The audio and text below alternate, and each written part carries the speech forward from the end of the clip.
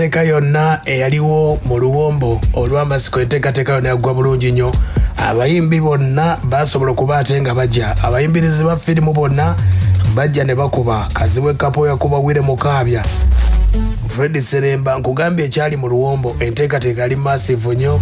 Fik Famaika King Saa n'ayimba enteekateeka yali massive nnyo. Wano nno omukulu gwe bayita King Saa yaviirayo bubi nnyo abakulembeze b'ekyotera n'abakulu mu ggwanga nga abajjukiza nti oluguudo lw'ekyotera obudde nga bugenzegenze.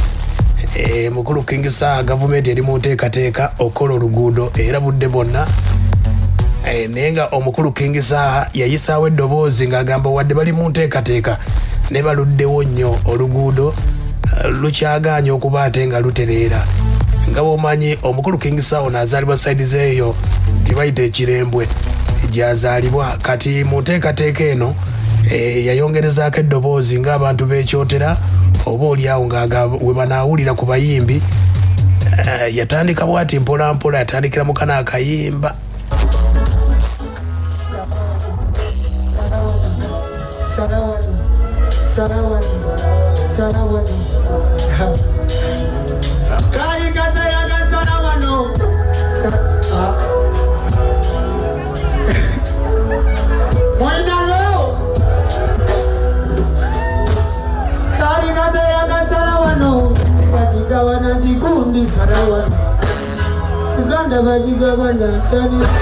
Abantu b'ekyotera mbagala nnyo.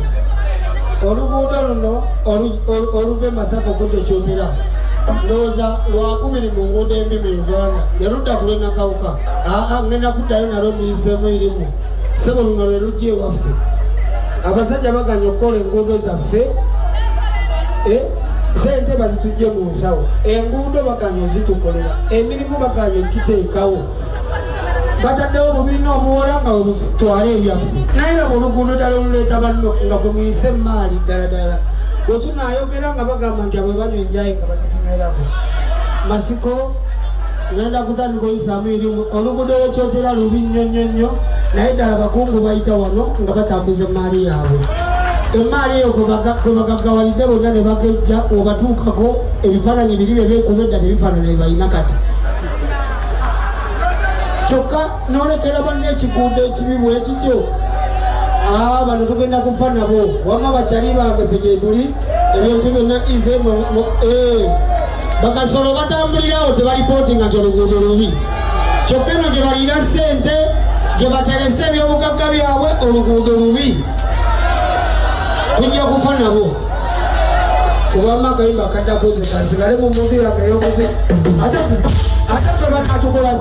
Aya basi ye mukulu King Saa ng'agezaako kuba ate ng'ayongeza eddoboozi ku luguudo lw'ekyotera mu nteekateeka eyo. Yayongeddeko n'agamba nti oluguudo ate bba abayimbi abatambula ekiro bingi nnyo bye bayitamu nga bino. Ekinene kutuppa nga batuze eno waffe kyotera. Osobola okutukangakanga ffe ddala mulevo mwe tuli. Tetuli bayaayo piwa. Tosobola tugamba nti osobola tukangakanga. Ekituufu wenkiraba nenkikugambako gwe nondabanga nze ayogere kikyamu. Aizulu abantu b'ekyotera balina oluguudo olusinga okuba olubi. Olwo oluguudo kati ffe tuddayo kiro. Okimanyi kati awo oli akuteega nakuba omuggo nakola byayagala ng'osala binnya. Bali balisize banyumirwa naye ssebo. Tugenda kukaaya na ssebo naffe batukolere waffe wafaanane ewaabwe. Aya basi ye King Saa bwe yali mu nteekateeka ng'oluguudo lwamumalako emirembe. Ye King Saa enteekateeka yasobola okuba ate ng'etambula. Abayimbi bakuba live band yali yanjawulo nnyo. King Saa yeetika olunaku ne Fik Famaika kubanga bandi yanyumira ddala nnyo mu nteekateeka eyo. Salongo yagamba atya? Mwebale kujja, mwebale kukumira nkuba, mwebale butatuswaza. Simanyi kye nnyinza kubagamba naye mwebale nnyo.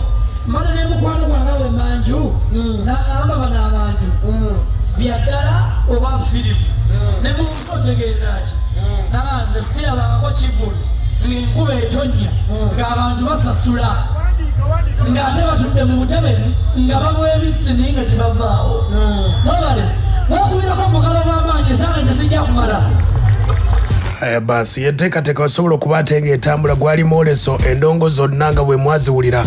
Enteekateeka ali Massive Spectrum Events yaliwo, Ketu Events ejjudde, Homeland Masannyalaze, SBL Events wajjayo zonna zasobola okuba ate nga zaalaga omutindo ogw'enjawulo. Awo nno ekibuga Masaka kye kiriisa Uganda yonna mu bintu by'endongo. Era enteekateeka atambulira ddala Massive nnyo. N'omuwola nga bwe tutwala ebyaffe naye nga mu luguudo ddala oluleeta banno